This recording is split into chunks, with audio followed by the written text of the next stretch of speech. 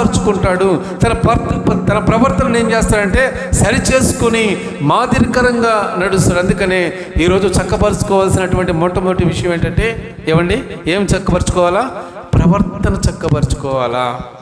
చాలామంది అంటుంటారు, మనిషి మంచోడే అండి, మనిషి మంచోడే. ఏమండి, బుద్ధిలో అంట సరే మనకు తెలుసు కదండి సామెత, మనిషి మంచోడే బుద్ధి. సిస్టర్ చెప్పింది కానీ నేను చెప్పలేకపోతున్నా.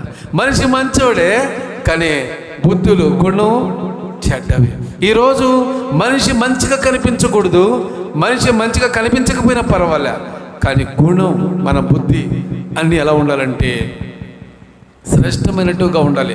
ఒకసారి ఎలీషా 2వ రాజుల గ్రంథంలో ఉంటుంది, తీయొద్దులేండి నేను చెప్తున్నాను. ఒకసారి ఎలీషా ప్రవక్తల శిష్యులందరినీ కూర్చోబెట్టుకొని వారికి వాక్యం చెప్తున్నాడు. చెప్తా ఉంటే వారికి దాహం వేసింది. పోయి ఒక నదిలో నీళ్ళు తాగుదామని ఆ నదిలో